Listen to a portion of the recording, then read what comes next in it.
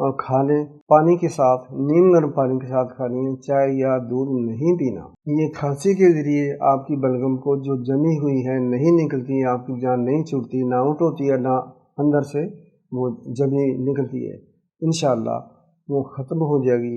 جب آپ کھانسیں گے تو وہ بلغم انشاءاللہ آؤٹ ہوتی جائے گی، آپ کے پھیپھڑوں سے جو بلغم ہے وہ نکل جائے گی، مزید پیدا نہیں ہوگی۔ بہترین سادہ سا نسخہ ہے جو آپ کی خدمت پہ پیش کیا ہے۔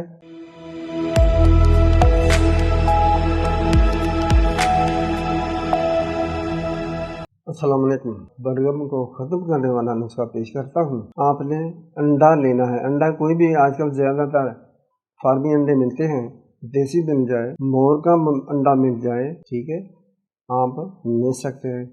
اس کو آپ توے پر، برتن پر، کسی فرائی پان میں فرائی کریں۔ فرائی اس طرح کرنا ہے کہ جلد ہی اس کو آپ نے اتار لینا ہے، پوری طرح ہارڈ نہ ہو، اس کو کہتے ہیں نیم برشٹ انڈا۔ آدھا پک جائے آدھا نہ پکے، پھر اس کو آپ نے مکس کر لینا ہے۔ مثال طور ایک انڈا ہے تو آپ نے اس میں 3 رتی سلفر پیسی ہوئی گندک ملا دیں اور کھا لیں پانی کے ساتھ، نیم گرم پانی کے ساتھ کھا لیں، چائے یا دودھ نہیں پینا۔ یہ کھانسی کے ذریعے آپ کی بلغم کو جو جمی ہوئی ہے نہیں نکلتی، آپ کی جان نہیں چھوٹتی، نہ آؤٹ ہوتی ہے، نہ اندر سے وہ جمی نکلتی ہے، انشاءاللہ وہ ختم ہو جائے گی۔